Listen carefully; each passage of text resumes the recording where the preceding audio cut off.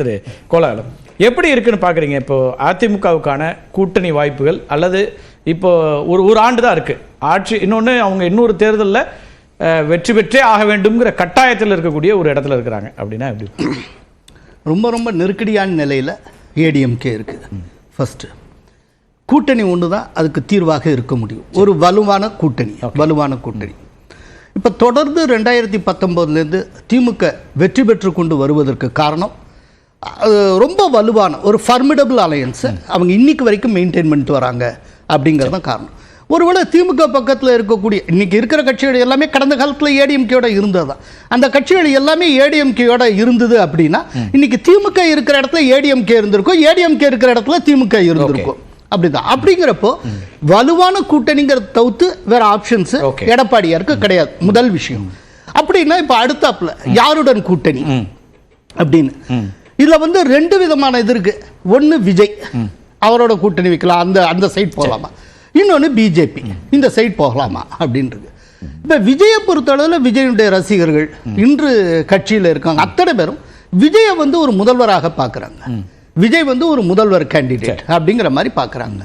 அந்த மாதிரி இருக்கிறப்போ விஜய் ஏடிஎம்கேட கூட்டணி வைப்பாரா? ஒருவேளை அரசியல்ல எந்த விதமான ஒரு ஃபிளெக்சிபிலிட்டிக்கும் வரலாம், அது கடைசி நிமிஷம். நான் தியரிட்டிக்கலா பேசிட்டு இருக்கேன். அப்படிங்கிறப்ப விஜய் வருவாரா என்னங்கிறது தெரியாது. விஜய் எம்ஜிஆர் அவர்கள் மாதிரி வரணுமா, பவன் கல்யாணம் ஆகணுமா, அவர் தானே முடிவு பண்ணுவார், நமக்கு தெரியாதுல்ல. இல்ல அவர் முடிவு பண்ணுவார். ஆனால் அவருடைய ரசிகர்கள், அந்த நான் என்ன சொல்றேன்னா அவருடைய ரசிகர்கள் அது ஒரு பெரிய பிரஷர் குரூப்ல அவங்க விஜய் எப்படி பாக்குறாங்க. ஓகே, அவங்க எப்படி இப்ப எம்ஜிஆருடைய ரசிகர்கள் இருந்தாங்க, முதல் தேர்தலில் எம்ஜிஆருடைய ரசிகர்கள் இருந்தாங்க. எம்ஜிஆர் முதல்வர்ங்கிற அந்த கேட்டகரியில இல்லாம ஏதோ ஒரு துணையா ஏதோ ஒரு கட்சியில போய் ஒட்டுறதை அவங்களுடைய ரசிகர்கள் ரசிப்பாங்களா? சோ அதுக்கு ஒரு வெயிட்டேஜ் இருக்குல்ல. இது ஒண்ணு. இன்னொரு பக்கம் பிஜேபியோட போகலாமா, இதுக்கும் ஒரு வாய்ப்பு இருக்கு.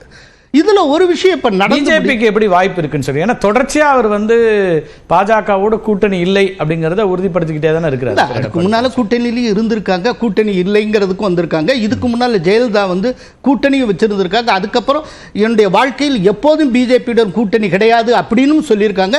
சொன்னதற்கு பிறகு 2019 எடப்பாடியார் அவர்கள் கூட்டணியும் வச்சிருக்காங்க. இது அரசியல், நான் அரசியலை யதார்த்தமாவே பார்க்கிறேன். வச்சிருக்காங்க. என்டிஏ இந்த 2024 பாத்தீங்கன்னா இப்ப இந்த கூட்டணி 2021 இருந்த கூட்டணி நீடித்திருந்தால் என்ன ஆயிருக்கும்னு ஒரு சாதாரண அரித்மெட்டிக் கணக்கு போட்டா 13 லோக்சபா தொகுதிகளில் வெற்றி பெறுவதற்கு வாய்ப்பு இருக்கு. அதோடு மட்டுமல்ல அசம்பிளி செக்மெண்ட் அப்படின்னு பார்த்தா இந்த என்டிஏ தொடர்ந்ததுன்னா 85 அசம்பிளி செக்மெண்ட்ஸ்ல என்டிஏ லீட் பண்ணிருக்கு. 33 அசம்பிளி செக்மெண்ட்ஸ்ல ஜஸ்ட் 3% மார்ஜினுக்குள்ள அவங்க லூஸ் பண்ணியிருக்காங்க. அப்படிங்கிறப்போ இந்த என்டிஏ திரும்பவும் தொடரலாம். 24 விஜய் கண்டெஸ்ட் பண்ணலையே, எப்படி விஜய் அவர்கள் 24 அதையும் நம்ம கணக்கில் எடுத்துக்கிறோம். இப்ப விஜய் இப்ப விஜய் வெளியில வராரு. விஜய் வெளியே வருகிற போது திமுக சைடுல இருக்கக்கூடிய கூட்டணி கட்சிகள் ஏதேனும் விஜய் பக்கம் போனால் அப்போ திமுக பலம் குறையும். இப்ப வரைக்கும் திமுக மிகப்பெரிய சாதனை என்ன அப்படின்னா கூட்டணியின் பலத்தை அது தன் பலம் போல வெற்றிகரமாக காட்டிக்கொண்டே வந்திருக்கிறது. ஒரு ரொம்ப தெளிவா மிகச் சிறப்பான ஒரு தோற்றத்தை உருவாக்கி இருக்காங்க. இப்ப அந்த கூட்டணியில் ஏதேனும் ஒன்று குலைவதற்கு விஜய் காரணமாக இருந்தால் ஏடிஎம்கே பிஜேபி கம்பைன் ஜெயிக்கலாம். இன்னொரு விஷயம், மேடம் அவர்கள் தேசிய அளவில் ஒரு ஒப்பீட்டா பார்ப்போமே, பிரதமர் மோடி பிரதமர் வேட்பாளர், என்டிஏ கூட்டணி. இப்ப பிரதமர் மோடிக்காக வாக்களிச்சாங்களா, என்டிஏ கூட்டணிக்காக வாக்களிச்சாங்களா? என்டிஏ கூட்டணி வலுவாக தன்னை வைத்துக் கொண்டது, அதனால் 3வது முறை வெற்றி பெற்றார்னு சொல்லுவீங்களா? இல்ல அப்படின்னு சொல்ல முடியாதுங்க. அது அங்க அப்படி பொருத்தி பாக்குறீங்க, தமிழ்நாட்டுக்கு இப்படி பொருத்தி பாக்குறீங்க, அதுல என்ன வேறுபாடு? இல்ல தமிழ்நாட்டை பொறுத்தளவு நான் அசம்பிளி செக்மெண்ட் வைஸா அதனால தான் சொல்றேன். அசம்பிளி செக்மெண்ட் வைஸா 85 தொகுதிகளில் இந்த பழைய என்டிஏ இருந்தால் லீட் பண்ணிருக்கோம் அப்படின்னு. இன்னொன்னு ஏடிஎம்கே பொறுத்தளவு இத்தனை சிக்கல் இருந்தாலும் இன்னைக்கும் அது ரொம்ப முக்கியமான கட்சி நம்ம கன்சிடர் பண்றதுக்கு ஒரு பசுமையான ஒரு பகுதி இருக்கு. ஏன்னா இன்றைக்கு அது above 20%. ஆமா, இந்த above 20% பெரிய கட்சி அதுவா தான் இருக்கு. ஒரு பொலிட்டிக்கல் பார்ட்டியை நீங்க அண்டர் எஸ்டிமேட்டே பண்ண முடியாது. இன்னொன்னு அது இந்த தேர்தல் 88 லட்சம் ஓட்டை வாங்கியிருக்கு. டோட்டலா கூட்டணின்னு சேர்த்தீங்கன்னா 1 கோடி வருது. இந்த கூட்டணி கட்சியிலே தேமுதிக ஒரிஜினல் பர்சன்டேஜ் 0.5% ஒண்ணுதான் இருக்கும். சோ தேமுதிகவுக்கு விழுந்தது ஏடிஎம்கே ஓட்டா தான் இருக்கும். அப்படிங்கிறப்போ ஏடிஎம்கேக்கு இப்பவும் ஒரு 1 கோடி ஓட்டு இருக்கு. அப்படிங்கிறப்போ இந்த என்டிஏ அமையும் என்று சொன்னால் அது வேற விதமான ஒண்ணு கொண்டுலாம் இல்ல. இந்த இப்படி வலுவா இருக்கிற கட்சி கூடுதல ஒரே ஒரு தகவல், பிஜேபி சைடுல இருந்து, பிஜேபி அகில இந்திய தலைமை அந்த சைடுல இருந்து ஏடிஎம்கே உடன் அலையன்ஸ் வைக்கணுங்கிறதுல தீவிர ஆர்வம் விருப்பமா இருக்காங்க. ஆமா, அது மறைமுகமாகவும் காட்டுகிறார்கள். சில இதெல்லாம் போயிட்டு இருக்கு. அதனால அதற்கும் சாத்தியம் உண்டு. ஓகே, திரு மோடி அவர்களுடைய வாழ்த்து, தமிழ்ல வாழ்த்து, அதெல்லாமே அதுக்கான சமிக்கைகள்னு பார்க்கணும். இல்ல, மோடி அவர்களுடைய வாழ்த்து ஜெயலலிதாவுக்கு சொல்றதுக்கு இன்னொரு காரணம் இருக்கு. என்னன்னா, பிஜேபியுடைய ரொம்ப முக்கியமான கார்டினல் பிரின்சிபிள்ஸ் அப்படின்னா 3. ஒன்னு அயோத்தி, இன்னொன்னு 370 அப்ரிகேஷன், இன்னொன்னு யூனிஃபார்ம் சிவில் கோட். இந்த 3ஐயும் ஜெயலலிதா ஆதரித்திருக்கிறார். ஓகே, 1984 ஜூலை 26ஆம் தேதி அவங்க ராஜ்யசபா உறுப்பினராக இருக்கிறப்போ, அதுக்கு சில நாட்களுக்கு முன்னால் தான் ஃபரூக் அப்துல்லா கவர்மெண்ட் இந்திரா காந்தி கலைச்சாங்க. அப்ப பேசுறப்போ அவங்க சொல்றாங்க, நான் இந்த கலைப்பை கண்டிக்கிறேன், உள்துறை அமைச்சர்கிட்ட 2 கேள்வி கேட்க விரும்புறேன்.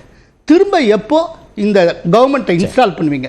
இன்னொன்று, இந்திய அரசமைப்பு சட்டத்துடன் எப்போது ஜம்மு காஷ்மீரை இணைக்க போகிறீர்கள்? நீங்கள் எப்போது 370 நீக்க போகிறீர்கள்? இது ஒண்ணு. ஒரே இன்னொன்னு என்ன அப்படின்னா, 2003 ஜூலை 29ஆம் தேதி அவங்க பார்ட்டி ஹெட் குவார்டர்ஸ்ல செய்தியாளர்கிட்ட பேசுறப்போ, அயோத்தியா பற்றி வர்றப்போ அவங்க சொல்றாங்க, இந்தியால ராமருக்கு கோயில் கட்டல, வேற எங்க கட்டுறதுன்னு கேட்டாங்க. அப்போ ஒரு நிருபர் கேட்கிறாரு, சுப்ரீம் கோர்ட் ஒரு முக்கியமான அப்சர்வேஷன் கொடுத்திருக்காங்க, யூனிஃபார்ம் சிவில் கோடு தொடர்பாக இந்தியா முழுக்க தேசிய அளவில் ஒரு விவாதம் நடக்கணும், ஆரோக்கியமான விவாதம் முன்னெடுக்கப்படணும் சொல்லியிருக்கேன், இது பற்றி என்ன கருதுறீங்க? அதுக்கு ஜெயலலிதா சொன்னது, இந்தியா மாதிரியான பல்வேறு சமயத்தினர் வாழக்கூடிய ஒரு தேசத்துல யூனிஃபார்ம் சிவில் கோடு வரணும், அதற்கான மசோதா நாடாளுமன்றத்தில் வந்தால் அதிமுக ஆதரிக்கும். இத சொன்னது 2003 ஜூலை 29. ஆமா, ரைட். அவங்க அப்போ இந்த 3 இதுல அவங்க ஒத்து வர்றதுனால இவங்கள நான் உங்களுக்கு ஒரு விஷயம் மட்டும் குறிப்பிடுறேன். இதெல்லாமே இருந்துச்சு, வரலாறு, மாற்று கருத்தே இல்ல. அவங்க அரசியல் ஆக்டிவா இருந்தது 2016 வரைக்கும் வச்சுப்போம், அதுக்கு பின்னால காலம் கூட விட்டுருவோம். நீங்க சொல்றதுல 2003, அதுக்கு பிறகு பல நிலைகள்ல பல நேரங்கள்ல அவங்களுடைய பொலிட்டிக்கல் ஸ்டாண்டை மாத்தி இருக்கிறாங்க. ஈழத்தமிழர் பிரச்சனையில உட்பட எல்லாத்துலயுமே அவங்க வெவ்வேறு இடங்களுக்கு அதுக்கப்புறம் வந்து உறுதியா அவங்க தன்னை என்னவாக 2004 நாடாளுமன்ற தேர்தல் தோல்விக்கு பிறகு ஆடு கோழி பலியிடுறதுக்கு தடையில வாபஸ் வாங்கினதுலேருந்து எஸ்மா சட்டத்தை வாபஸ் வாங்கினதுல பல விஷயங்கள் மாறி இருக்காங்க.